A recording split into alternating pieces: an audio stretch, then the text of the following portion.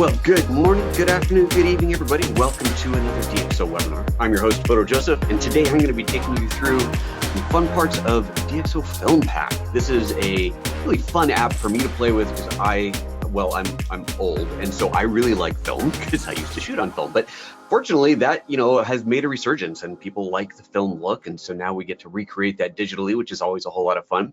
So we're going to be focusing on FilmPack today, specifically on portraits. We're going to go through the app itself just to make sure that anybody who's not familiar with the app already gets a little tour of it, understands how it works.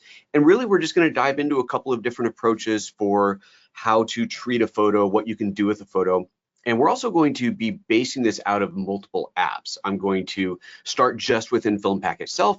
Then I'm going to jump out of Bridge because why not? I don't think I've ever done that on the show, at least not for years. So we will jump out of Bridge, and then I'll go into Photoshop, and I'm going to show some of the advantages of going there from different places, and also look at a couple of potential pitfalls, things that you might run into. So that's kind of the agenda for today. Just to look at the slides real quick, the title of today's show: Discover Authentic Characteristics of Analog Films for Portraits using DxO FilmPack. That's what we're watching today. And again, I'm Photo Joseph. Good morning. To recap the agenda, we are, some of you probably already read this, but are you looking for creative inspiration to turn your portraits into classic analog photography? Yes, that's what we're doing today. So what we will learn, we're going to find inspiration looking through the time period. So we're going to use this cool tool called the time machine to take a look at different time eras.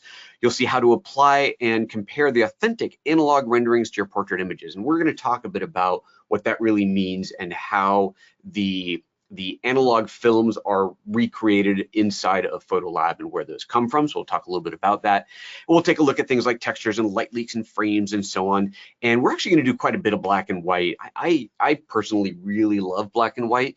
And so a lot of my portraits end up going that way, but I promise we won't do everything in black and white, but we are going to do a bit of that just because I just personally love it. So with that said, let's get started, shall we? Alrighty, so this is FilmPack. When you first open it up, you're presented with a window kind of like this. You'll actually see some default images, that just ship with the app, just so you have something to play with. But to navigate to any folder of photos that you want, you click on this little button here and then choose the folder that you want to look at.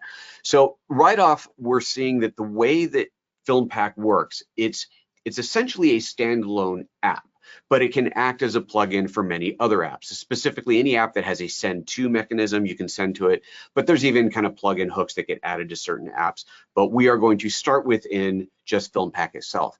Now, this is similar in how the Nik collection works, where with the Nik collection, you don't have to use it as a plugin. You can just open a photo. However, with the Nik collection, you can't open a raw photo. It doesn't have the raw decoding built in, whereas the FilmPack actually does. It does have access to the same raw rendering engine that Photolab does, and so you can do all of your work within FilmPack. If you have a raw photo that you don't want to do any other work to, you can get to it here, and you can still do things like, and you'll see all of this, highlight recovery and shadow lifting and saturation and all of those kind of basic adjustments. What you don't get to do within FilmPack are localized adjustments. So I can't go in and do brushes and stuff like that. So if you're going to do that level, you do need to incorporate another app. But if you're just going to do global adjustments, then you can actually do everything within FilmPack and never have to leave. But you will see some of the advantages of starting in other places as we go, but we are going to start right here in FilmPack. So let's start with one of my favorite portraits of all time that I shot. These are all my photos, and this is just one of my absolute favorites.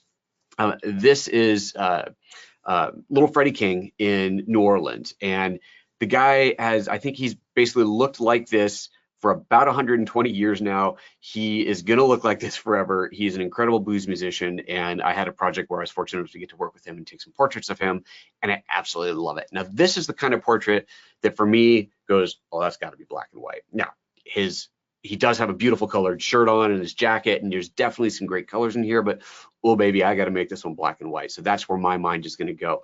But before we get into making this photo the ultimate way that I want to make it look, let's take a look at the interface so you can see how this whole app works. So across the top, you've got a series of buttons starting off with save and save preset, or save settings as preset, which is a really important one because you can create utterly unique custom looks in here and then save those as presets that you can apply to future photos. Also, and just in case I forget to say this later, I want to hit it here. that saving presets is a great way to save an intermediary step. Let's say that you're working on a photo, you've got it to some level, and you think, yeah, I really like this, but I'm going to keep on playing. Instead of rendering out a TIFF file or whatever with those adjustments, you can just save that as a preset, stage 1, and then do something else and go, ooh, maybe I like that better, stage 2. And then you have these presets that you can call up later. So presets are more than just a way to save the work for another photo. It's also a way to save stages of a particular photo. And this is important because FilmPack will render out a TIFF or JPEG of whatever you do in here, but it is not going to allow you to save off a, let's say, a PSD file that you can then open up and re-edit later. To do that, you will have to start out of Photoshop and treat your photo as a smart object. We'll get to that, but just know that as a standalone app, you are effectively rendering out your changes to a new file. You're not overriding your original RAW, that's always going to be fine, but you're saving your changes out to a new file, but there's no way to go back in and say, oh, I love what I did there, but I should have made this a little bit different. You're not going to have that. So you do want to make sure that you save presets if you come up with some unique look that you really, really like. So with that out of the way, moving on. If you have, I'm just going to throw the first preset on here just to have something on. You've got a compare button up here that'll allow you to do a quick little before and after on there. You can do before afters and changing the reference image, and we're not even going to get into that, but you can do a side-by-side preview on here as well if you want to. You can do kind of split views and move that, whether you've got a vertical or horizontal image, you can change that. Actually, I'm going to turn off my camera here just to save some space on your screens. There we go. So you can change which one you're comparing to. So if you want to compare to an earlier version, different version, you can do that. Let's just go back to the straight view in there.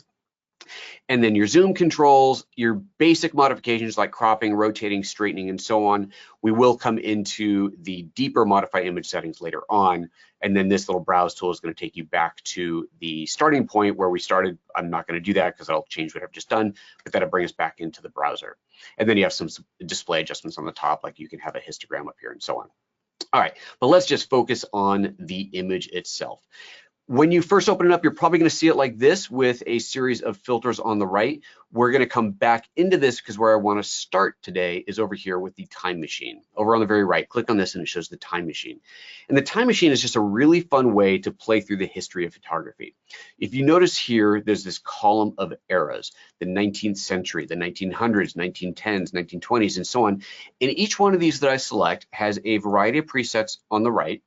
And on the left, you'll see a variety of historical information and historical photos. So for example, if I look over here at the bottom, on the bottom left-hand side, there's a famous photo here in New York City's Grand Central Station. If I click on that, it gives me a large description about this. You get your photo credit, who photographed this, a bit of description about the photo, about the era, maybe about the process that it took to get to that photo, and so on. And so it's just a little bit of history here, learning a bit about photography. And then if you like this style and you want to apply this to your photo, there's a button down here. It tells you what rendering or what preset this matches. It matches one called 1929 Grand Central. So I click on that and it applies that preset to it. You'll see it over here on the right. The same presets are listed here on the right. So there it is, 1929 Grand Central. And it's just a really cool way to go about exploring different looks and different eras. So like this photo right here, I mean, this totally works for this picture, right? This absolutely works with this photo. And this is a really, I think, a really important part about applying treatments, especially kind of vintage treatments to photos, is picking a look that matches the photo, or you can flip it the other way around and say, pick a photo that matches the era, matches the look that you're applying. The example that I always like to give is, you're not going to take a photo of a Tesla and then give it a daguerreotype look and expect anybody to believe that. It doesn't look believable. It doesn't match. Those things, it's just something your brain goes, no, that isn't right, and so that's not going to look right. But if you take a photo of some cool old 1920s car and like a Ford Model T or something, and you photograph it in an old barn or kind of in trees around, there's nothing around it that says, hey, this was actually shot in the year 2022, and then you apply an old film look to it, well, now you've got a believable image. So I think that's a really important part of working with FilmPack, especially if you're working with older looks, to make sure that you think about that. Make sure that you think about the photo that you are working with and what matches that photo. It's, it's one thing to go onto Instagram, you take a photo of your, I don't know, your dinner plate, and then you put some funky filter on it, and like, okay, that's cool and all, but does it really match? So think about what matches and look for looks that go along with that photo. And some photos, of course, are timeless. You can put any filter, any look on it, and it will be believable. But back to the Tesla daguerreotype look, sometimes they just don't. So just something to think about. I always like to make that point because I think it is really important in the process of generating a photo that looks really, really good. Okay, so again, we have these different eras in here to explore. Click on any one of these, you can just go straight into the preset. And I like this too, over here on the right, you do have these nice big thumbnails on here. So, so you have to let it draw, just pause for a moment, let it draw out that thumbnail, but you'll see what it's gonna look like before you even apply it. And then of course, if you wanna see it bigger, just click on it and it applies that look. So the vast majority of these are gonna look great on a photo like this, just because it has that kind of timeless look to it. So let's say that we're going through here and we find something that we like, but maybe it's not exactly right. I want to change something a little bit to it. Let's go for this one here, this Kodak Tri-X 400. I'm looking at it going, I like it, but it's not perfect. All right, well, let's modify this. And to do that, we can go into this little view here. It says modify image settings, and that is going to give us access to all of the different controls that are in there. Now, depending on the preset that you choose, you may find that there's nothing applied in here, no additional contrast, channel mixing, or anything else applied to it. And we're gonna go through all of this in a moment here. But what is applied is right here, this rendering, this film rendering, and the film grain. So let's talk about these for a moment, because this is a really, really important part of what we're seeing in here. The way that FilmPack works, its kind of core point of being, if you will, is to emulate film looks, real film looks, not just, oh, we kind of made it look a little vintagey black and white, but actual film stocks from years past. And these can be film stocks from, what's the last 10 to 20 years, or film stocks that are much, much older than that. And when we talk about emulating film stocks, there's a few things that go into this. There's something called a tonal response curve, and that is how shadows and highlights and midtones and various shades of gray in the real world react on film. Does this shade get a little bit darker on film than it was in reality? Does this shade get a little bit lighter on film than it was in reality? That tonal response curve is a really, really important part of the look of film. You have color renderings. If you're doing color films, how saturated are the reds versus the blues versus the greens and the oranges and so on? How saturated, how bright are they? How contrasty are they? All of those renderings go into making a film unique. And this is why, for those of you who shot film in the past, you will remember that having shooting Kodak versus shooting, just go for some easy ones, like a Kodachrome, right? The look of Kodachrome versus the look of Fuji Velvia, dramatically different. Or we all knew that Kodachrome was really great for portraits. It really emphasized the oranges and the reds, and it was a very nice warm film, whereas Velvia was really emphasizing the blues and the green. It was a higher contrast. It was beautiful for landscapes or nature photos because it really made those colors pop. And it might not have really looked so good on a portrait, whereas Kodachrome might have looked fine for a landscape, but the Velvia probably looked better. And so we knew these things back in the days of shooting film. Now, a lot of that is forgotten, especially for younger photographers who never worked with film, but all of that is recreated in here. So it's that tonal response curve, the color response, all of that. And then there's the grain, the actual film grain, what that grain looks like when you look at it closely. And this isn't just some random noise that's put on a photo to make it look like grain. These grain particles, if you will, the tonal response curves that I just talked about, all of this is recreated with meticulous detail by taking old film scans, old film, old negatives, old chromes, whatever, scanning them and looking at them very closely to analyze how they respond to different tonalities. It's taking existing photos, it's taking fresh film, processing it, doing test photos and scanning that and so on and so on. And through the process of all of this lab work, the ultimate result, the ultimate film rendering that you see on your screen now is developed. And again, the whole objective here is to make it as real, as natural, as true to the way it was with the days of film here digitally. And that's kind of the whole objective up here. And what's really neat about doing this digitally is you can do things that you could never do in the darkroom, right? You can take a film that you really like, but maybe you always liked it, but you went, I always felt the shadows were a little bit too dark. Well, you can pull the shadows up on it. Oh, I love the film grain of this film, but I love the tonality of this one. If only I could combine them together. Well, now you can, and that's kind of the beauty of how all of this works. Let me jump into. There's a couple questions that came up here. I want to hit these before we move on. Let's see here. So Dennis says, can you import or open a PSD file? It will not open a PSD file, but you can open from Photoshop by opening it as a plugin, sending it to the app. And we will look at that in a little bit. We're going to go in from Photoshop, so you'll see how that works. Todd, so I'm not quite sure how to pronounce that. Todd West, I'll just go with that. Says, any views on types of paper to use with certain film types? Oh, interesting. This info seems to have forgotten these days. Well, so that comes down to printing, right? When you're talking about actually printing your film, printing your photos, back in the day, of course, you would choose your film, and that was just as important as choosing your film stock, the ultimate look that you would hold. Here, of course, we're talking about screen. So the way it looks on screen, sadly, is totally out of our control. Once you develop an image, once you create an image the way you want it, how it gets viewed by your end user on their screen is completely out of your control. You don't know if they're going to look at it on a Mac or on a PC, on a $5,000 monitor or on a $20 monitor. You don't know if they're going to look at it on their phone or their iPad or their Android, or you don't know. And sadly, they all look different. It's just the nature of it. So unfortunately, you don't have control over that. But if you are going to print it, then you absolutely have that control. Now you can print. Ooh, things just locked up on. Oh, there we go. Good. You can have your own printer at home that you're just hitting print on, and then you might be able to choose a glossy or a matte paper for your photo printer. There's that level of. There's not a whole lot of control there, but you can buy some nicer film paper. Printing papers than your generic stuff that you get at Office Depot. Or you can print through a lab, and you can actually do a process. It costs you some money, but you can do a process where the lab will print onto a chemical paper, just like in the darkroom. And I mean, you could even go as far as having a negative created that the print is then made from. But I think a lot of labs are doing a more electronic process where they are projecting, because remember, if you're talking about in a darkroom, okay, now we're kind of going off the rails here, but in a darkroom, for those of you who've never worked in one, you take photographic paper. This is photosensitive paper. You're in a dark room, literally black room, little red light's the only light that you can have on in there.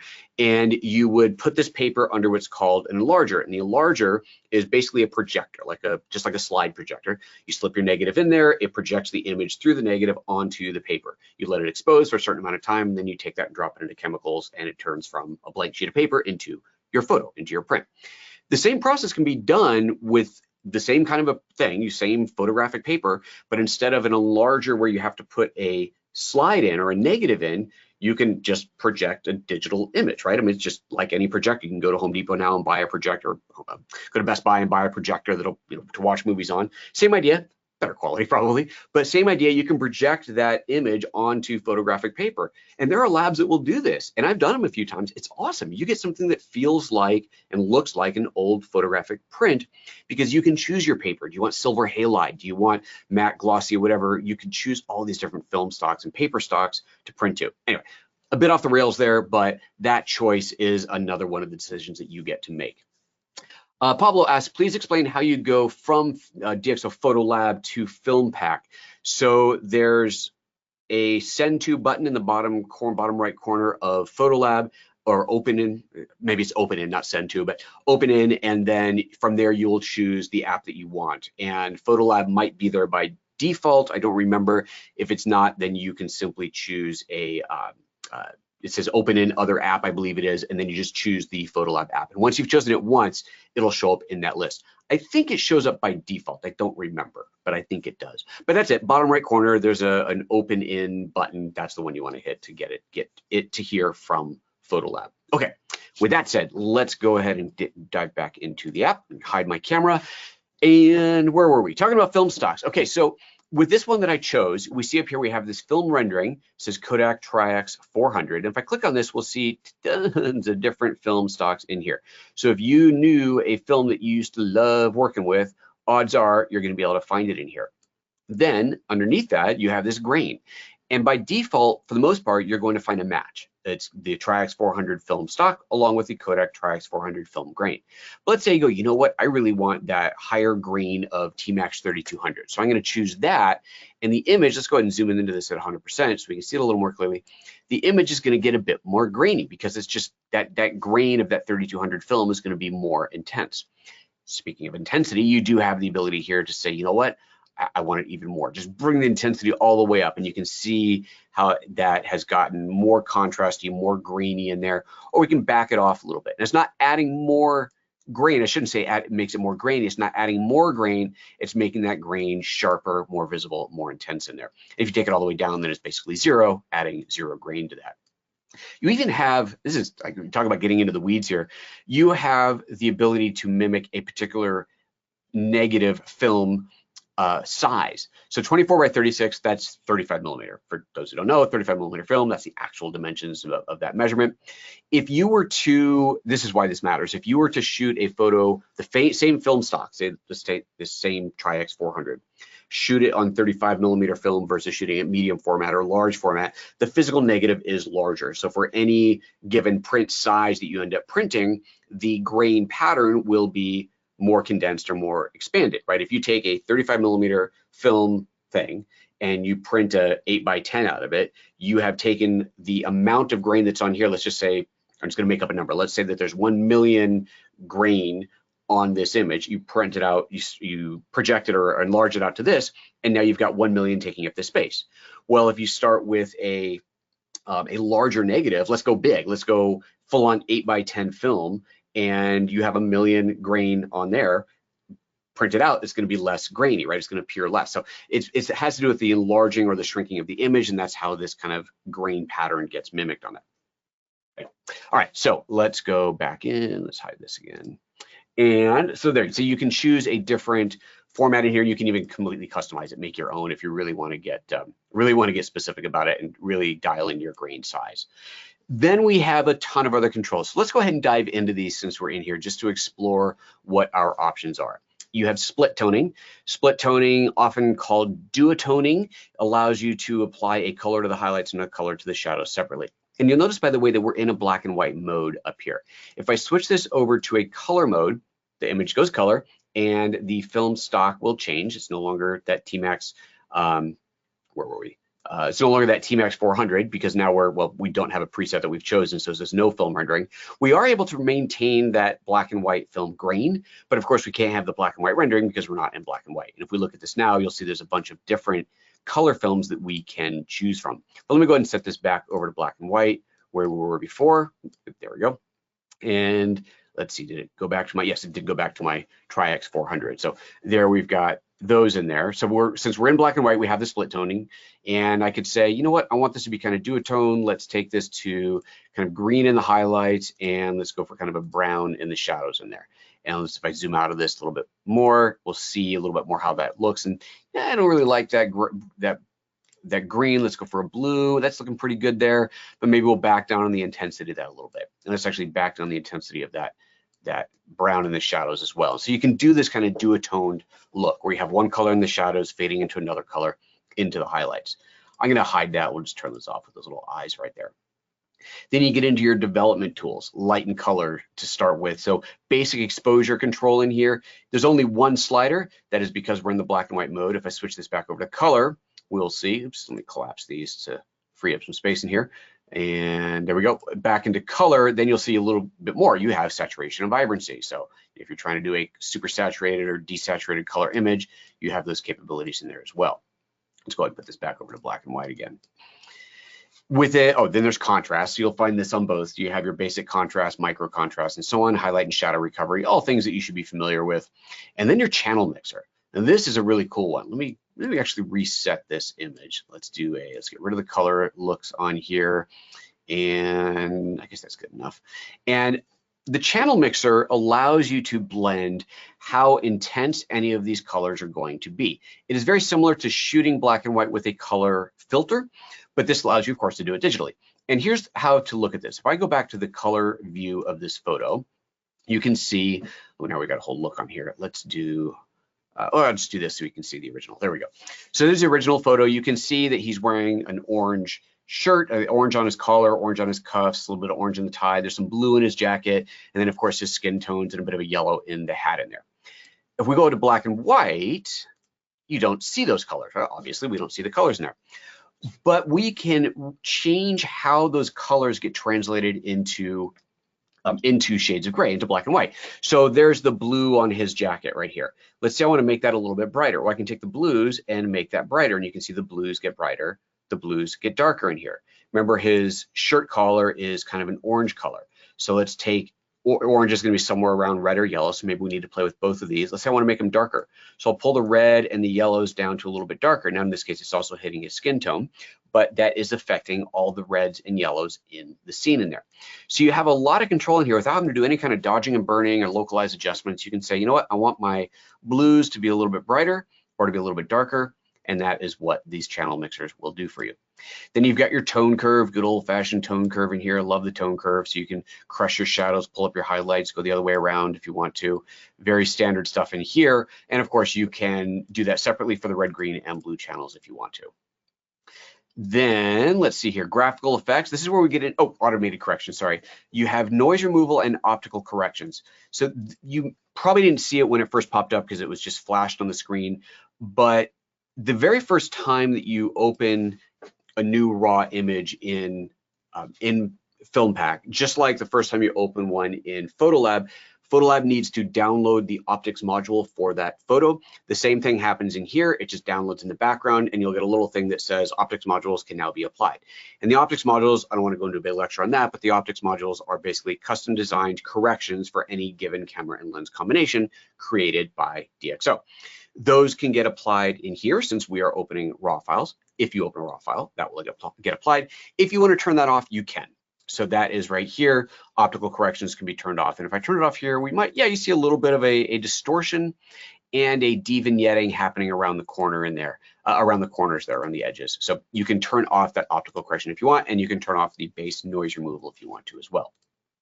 Then we get into the graphical effects. So this includes things like frames, lots of different frames to choose from in there, kind of film type looks and little vintagey things and kind of printed corners and a lot of stuff like this. Some of them are really quite cool and believable and realistic. Some of them are a little bit less so, but you know, it's all fun and games in here. We go through and find ones that you like, maybe a little pinstripe white, black and white thing you want on there. Maybe something that looks a little bit more like an old film edge on there can be kind of fun. And then within those, you have different controls, like you can change the size of it, you can rotate the position of that frame, spin that around and so on. The options that you have here will depend on the frame that is loaded up. Some of them will give you more options than others, but anytime you play with any of these, you do have a variety of other controls that you can adjust down here. Then you've got your textures, overlaying textures on top of the photo. So if you're trying to mimic let's say an old print for the guest who asked about paper stocks, here you could mimic the look of it being printed on a particular type of paper. And here's something old. Let's get rid of the frame for now so we don't have conflicting looks in here. There we go. So here I have this creased paper look. It looks like it was printed on a piece of paper that was then kind of beat up a little bit, and we can bring the intensity of that paper creasing up or down on there. You can play with that. And there's usually in these textures a randomized button that allow you to just kind of cycle through a random bunch of presets in there to look at different looks, just to find something that looks kind of cool for your photo. And as with all of these things, less is more. Don't overdo it. It just becomes kind of fake and unbelievable, but you add just a little bit of texture in there. It's not something you want people to look at and say, oh, this was printed on broken paper. It's just, you want it to have that subtle little kiss of reality to it, and that's a way to do that. And then you get light leaks. I kind of like light leaks actually, which is something you would never actually want in your photo. But if you're trying to make an old vintage look, light leaks can be kind of cool. So you get those little color washes coming in off the side in here. It wouldn't make sense on a black and white photo. So let's switch this back over to color. And with a color photo, now these color leaks are going to make sense. And you get these kind of color washes coming in, and you can change what side they're coming from on here. You can randomize the effect of that and so on. So you can really develop a unique look for that. And then you've got lens effects. So you have, I'm going to collapse some of these again, just to free up a bit of space in here. I'm always doing these demos on a relatively low resolution screen, so there's minimal space. I'm trying to clean things up so that you can see things more. And there we go. Okay, so back down to the bottom, lens effects, we have our filters. Under filters, you will find color filters. So this is an overlay if we're looking at a color image. So, adding a green filter over it. If we switch this over to black and white, however, oops, wrong one. There we go. Black and white, this is going to be more of adding a color filter similar to what we got with the channel mixer, but just a straight up color filter being added to your photo. And then you can change the density of that as well. So this is very much mimicking the same kind of thing you can do with the channel mixer, but more as a preset as opposed to a way to dial that in.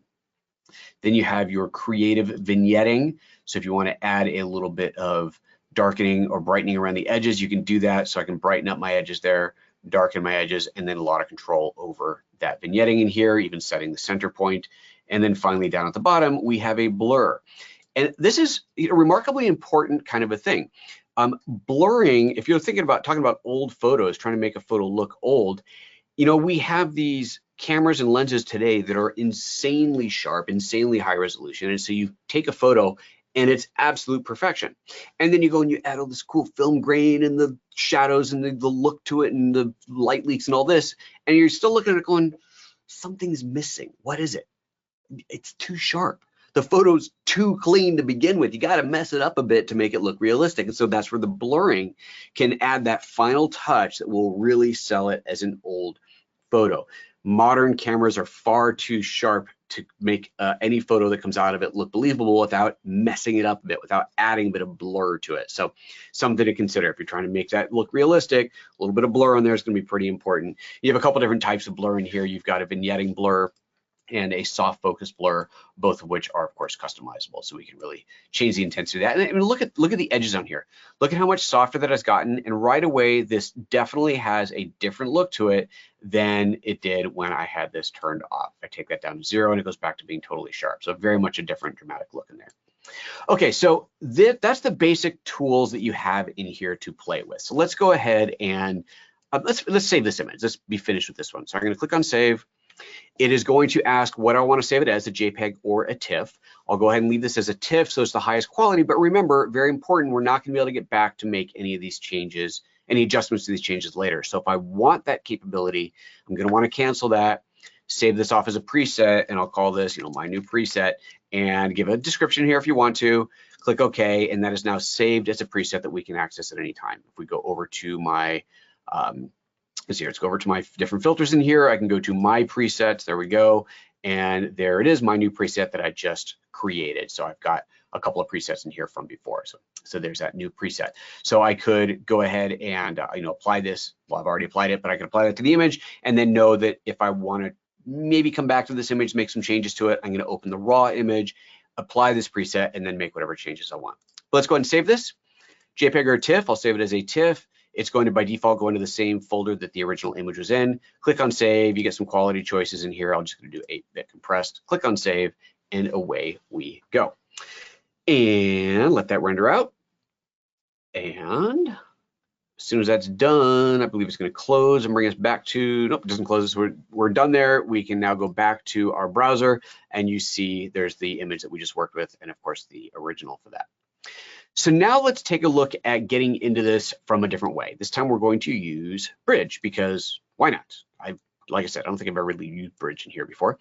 And I'm going to show you a potential pitfall / mistake that you can make coming out of something like Bridge. So we're going to do that in just a moment. There's a question here from Star, who asks, why does the menu bar at the top of the app not include the same options when opening from Photoshop via with the open with as it does when opening the image from FilmPack? Okay, so that has to do with how the image is being saved back. I haven't compared exactly which ones are different, but it really should be having to do with how you get back to the image. So remember at the top when we opened out a FilmPack, in fact, let's just do it again. Let's go back to FilmPack. If I open a photo from here, you're going to have this browse option, which is bringing us back to this browser. Well, that doesn't make sense. That wouldn't be there coming out of Photoshop because there's no browser to go back to. That's not how we got here, so that doesn't make sense. And these arrows allow us to go through different images in the browser. And so again, that wouldn't be there either. You might not have, you probably don't have these tools. You would have this one because that's your modify image settings. That's definitely there. You might not have these, cropping, rotating, and straightening. And that would be logical. I'm going to assume that you don't, because that would change the canvas. If you think about coming out of Photoshop, you have a canvas that's, you know, X dimensions, and you can't alter that canvas size. So if you suddenly crop the image, how would that fit into the original canvas? So let's make it easy. You've got a landscape photo that you started with, and now you crop the image square in FilmPack, and it goes back to Photoshop. What's supposed to happen with that? Is it supposed to stretch it out? Is it supposed to fill it? Is it supposed to leave black bars on the side? You know, what's it supposed to do?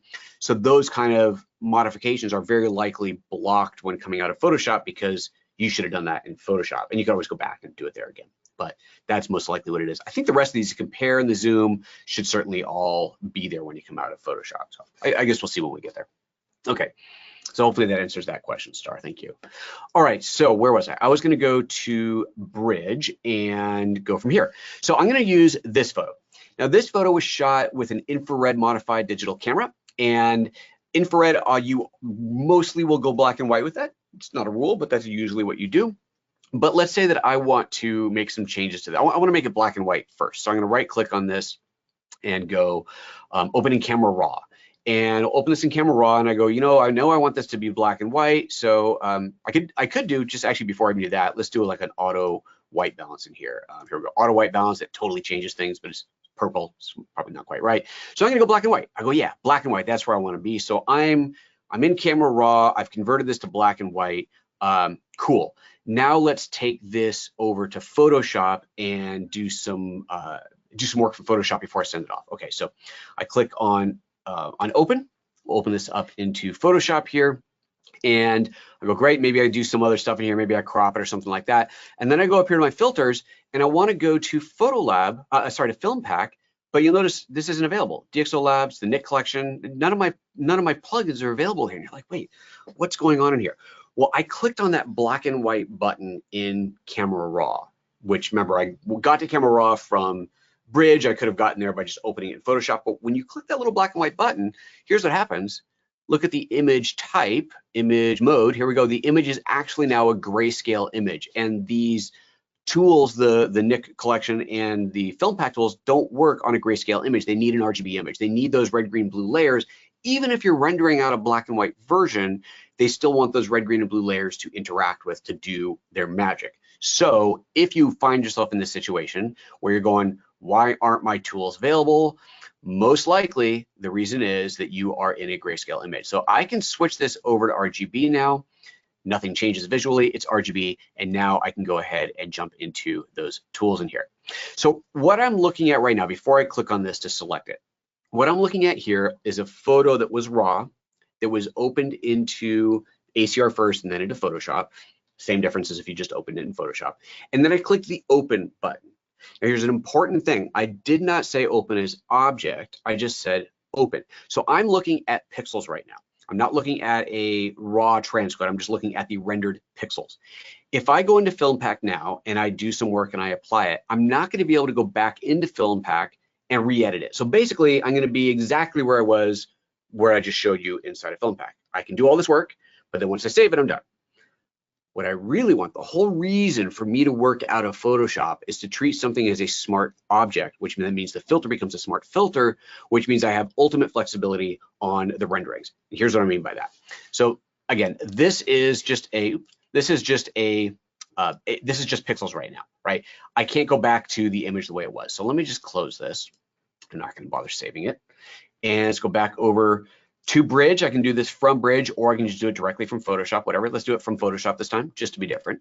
Click on open, and I find my raw photo. There it is. There's that CRW raw file, and I open this up. And again, this is going to open into ACR. This time I'm not going to do black and white. I'll turn off the black and white, so I'm back into my color mode in there. And let's see here, I did my auto balance already. Cool, we'll just leave it like this. You know what, in fact, let's do it black and white. Let's just confuse things even further. I'm going to go ahead and go black and white just to make that mistake again.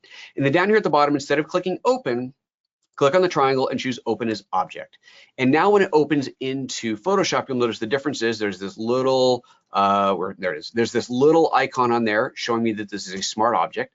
That means if I double click on this, it takes me back into ACR, where I can make other changes to it at the raw level. But I'll cancel that. And I'm going to go ahead and make that change. Remember, I can't get into here because I did it as black and white. So I'm going to go ahead and make that change back over to RGB. This time it's going to warn me that because it's a smart object, this might change the look of it. Do I want to rasterize it? I don't want to rasterize it. I want to keep it as a smart object. So I'll click on don't on there.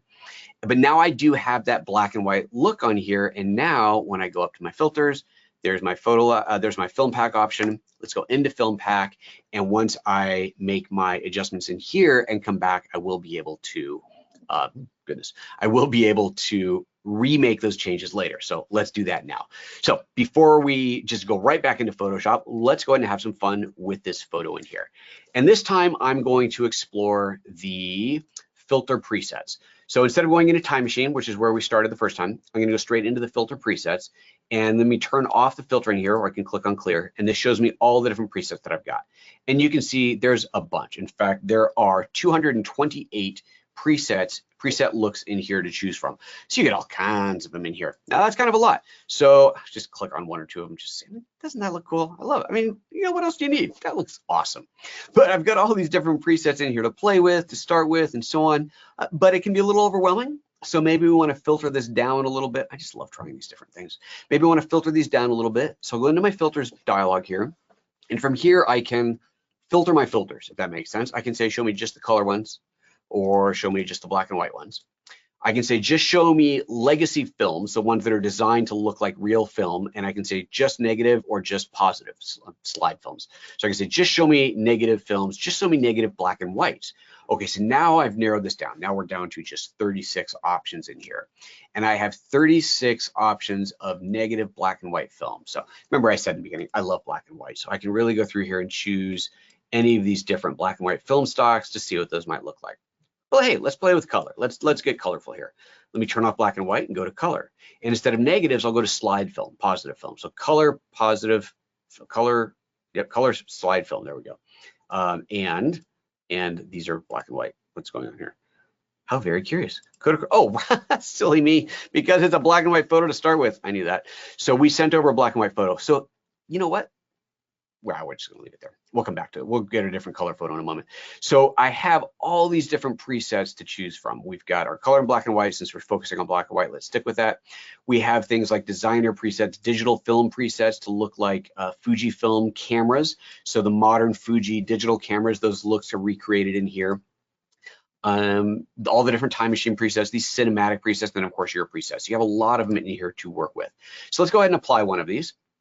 And let's do, look, there's an infrared filter applied to an infrared photo. Cool, so that's super infrared-y.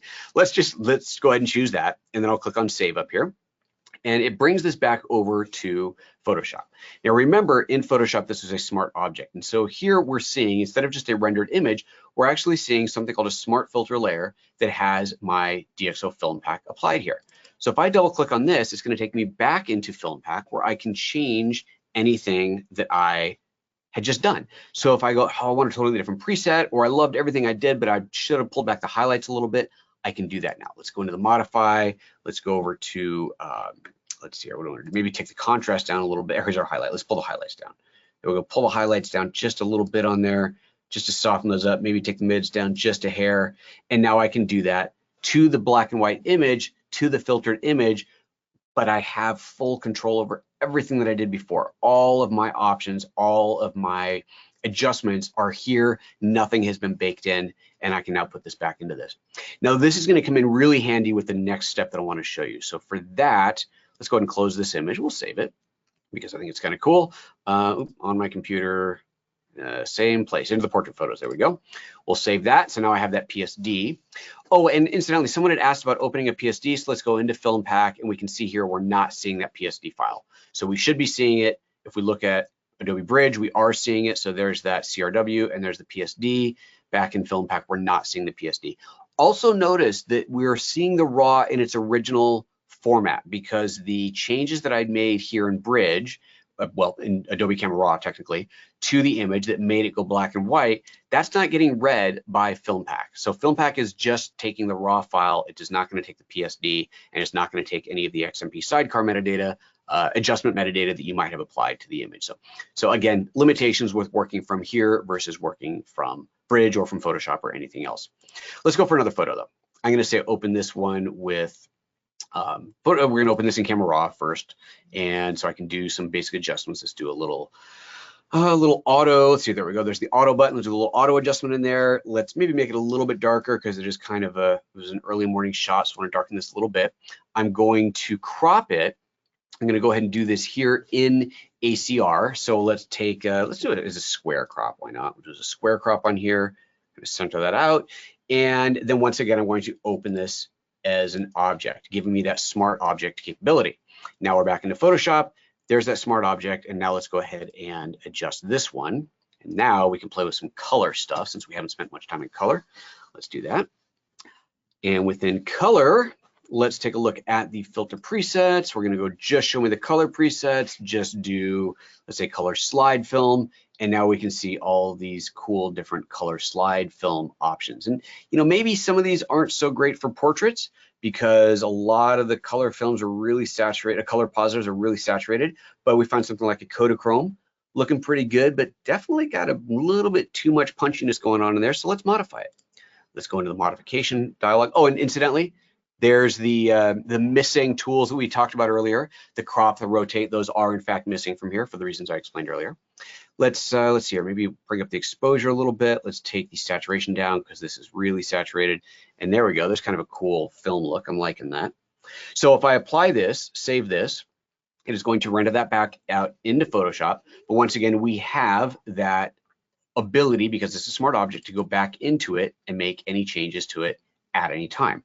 So now I want to get into one of the other really cool advantages of using smart objects out of Photoshop. So I've got this image, let's say I love this, but I want to put a frame on it. Okay, so let's go down to my frames and put a frame on here, and let's do something really kind of big on here. Let's go for kind of an old vintage kind of a look on here. Let's see, I know there's one, which one am I? Here we go, slide one. There we go, let's make that really big on there. Really big slide thing. Okay, so I dig this look. Right, but you know, it's a bit much. Maybe what I really want to do is just kind of fade this back, make it kind of part of the image, not necessarily like it's this whole frame. Well, I can't do that. There's no opacity thing in here. All right, so let's check out how we can do this. I'm going to save this, render this back over to Photoshop. Now I'm going to take this layer and I'm going to duplicate this. Right click on it, duplicate layer. And I'm going to call this one board. Let's call it framed. There we go. So top one called framed. I'm going to rename the one underneath it. As soon as the spinning pinwheel of death goes away, there we go. I'm going to rename the one underneath it. Let's just call this one, we'll call this unframed. There we go. Now I'll hide the one on top because this is a duplicate. Obviously the one on the bottom has the frame as well, but now I'm going to get rid of that frame. So let's jump back into FilmPack. And I'm going to go down here to my frames and let's turn that off. Go back to the top where it says no frame. That's the only change I'm going to make, just no frame. Save. Now I've got two versions of this, one with a frame and one without. So now I can take my top layer one and maybe dial the opacity back on that just to make it a subtle frame in there. Or maybe I want to brush part of it away. So I could go in here and add a mask layer to this, add a mask to it, and then grab the brush tool and let's make a dark brush. Oops, wrong tool, dark brush. Sorry, undo. Make it a dark brush, B for brush, or B for spinning pinwheel of death. Oh goodness, I accidentally hit the C for crop and then clicked and it did that. So let me undo that. All right, here we are again, back to that layer with the mask on there. Let's make sure I've got the brush. I don't be fancy and use a keyboard shortcut. And I'm just gonna brush over here. And so there I'm brushing out part of the frame in there. So if I'm like, you know what, I just wanna kind of eat away at it a little bit, I can do that in here. So just eat away at that frame a little bit. And I'm just basically building those layers between, right? So there's the top layer, there's just the bottom layer, and the two combined.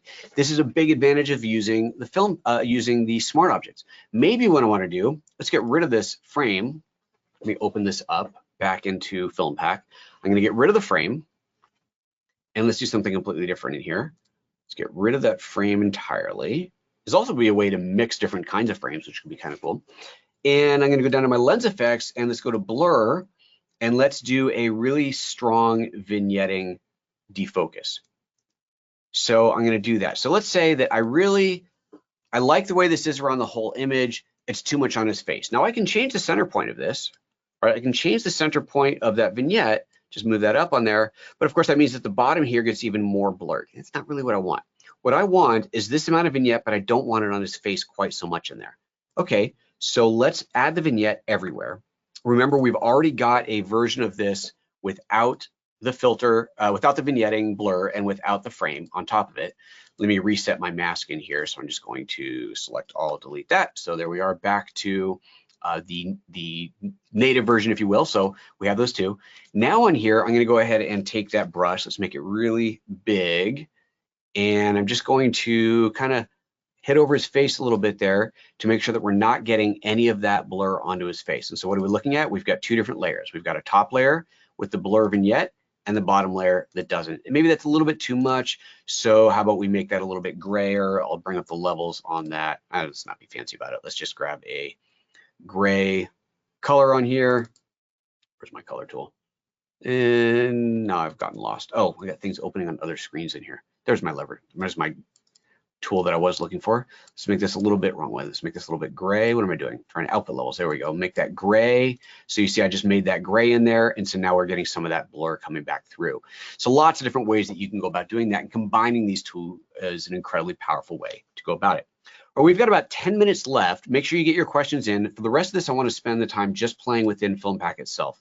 We're going to use this photo again, keep on using this one, and just play with more of the adjustments that we have in here. Let's go back to where we were, and let's take a look at different film stocks. Let's go for, actually start this whole thing over again. Let's get out of the modify, go back to the filtering in here, color filters. Let's go for some negative films, and we'll start all over with this picture. And let's try and do something that we'd be proud of, something we would actually want to hang on the wall. Kind of digging this lomography red scale look. It's a very kind of vintagey, and we know we can definitely get away with vintage for this photo. Kind of a vintagey look in there. The red's really pumping through. I like that. Let's work on modifying this. So close out this thing. Let's bring up the exposure a bit, make it a little bit brighter. Don't want it quite that dark. And I think the intensity of that red's a little bit much. So I'm going to take the intensity of my red scale down a little bit. Well, that's interesting. It kind of shifts over to a yellowish color. So let's find a nice balance of that. Looking pretty good. You want to add a little bit of cool into the highlights. So now we're just making things up, but I want my highlights to be a little bit cooler. They're very warm and yellow. Let's add some cooling into that. So let's do a little bit of split toning. I can do a custom color in here. I can, there we go, just choose, there we go, choose a custom color. Let's make that definitely towards blue. Take the saturation up on that a bit. We can see where the blue is hitting onto his beard in there. Scale back the intensity a little. We can shift the balance between the highlight and the shadow area. Oh, actually, that works pretty good doing that. I kind of like how that got cool and bluish in there. Liking that. Yeah, okay, I'm gonna leave that as it is. Nice little split tone look on there. If you want to toggle that one effect on and off to see the before and after, we can do that. But I definitely like where that's going in there. I'm gonna add a little bit of softness because I know that this it needs that little bit of softness in there. So let's do a little bit. Actually, let's try soft focus. Instead of the full vignetting, let's just bring up a little bit of, that can get really blurry really fast. Let's do just a little bit on there. Maybe less diffusion, more diffusion. Ooh, more diffusion, there we go. Bring some of that sharpness back in. So there it really is just taking off that kind of digital edge. Let's look at it at 100%. Yeah, that's looking pretty good. See, now it's taken off that real sharp digital edge to it. If I take this all the way back down, you can see that's quite crisp, especially around his beard. Bring that back up a little bit. It just adds that little bit of softness. I like that. Let's zoom back out. Maybe add a little vignette over the whole thing. Let's do creative vignetting, and we'll just make it a little bit darker around the edges. Okay, we're getting somewhere. A little light leak. I like light leaks. It might be a bit silly sometimes, but I kind of like them. So let's just try different ones. Color leak. Yeah, this one at the top. Ooh, I like that one at the bottom, bit intense. Maybe make that a little bit bigger, coming off of, have it just come off the bottom. And you even got the randomized, try different looks on there, but I think that's pretty good. Cool, I dig it. I mean, you know, we're getting somewhere, right? And remember, we can combine these. So let's save this back over here to Photoshop. Let's see, I did that to the bottom ones. Let's get rid of that top layer that I messed up. There's that bottom one. And once again, I can duplicate this, Command J to duplicate it, go in and do something else. let's go ahead and maybe add a totally different light leak on the bottom and then blend the two together. That'll actually be kind of cool. Let's do that. And I see there's another question. I will jump to that in just a moment. Let's do a totally different kind of light leak. Let's see here. What does this color leak fire zoom look like? That's a bit much, isn't it? Let's do that, but back it off a bit. Okay, but I like that. So say I like the way this is on the center, so I'm gonna go ahead and apply that. But of course, I've now lost my light leak that was on the bottom, but that's okay because I've got that as a bottom layer there. See, there she is. So let's take this, apply a mask to it, and let's just do a linear gradient. Tap G to grab the gradient tool, drag top to bottom on there, and now I've created this gradient where it's blending between the two from top to bottom. So we are looking at, or actually I want to invert that. Let's Command I, invert that, there we go.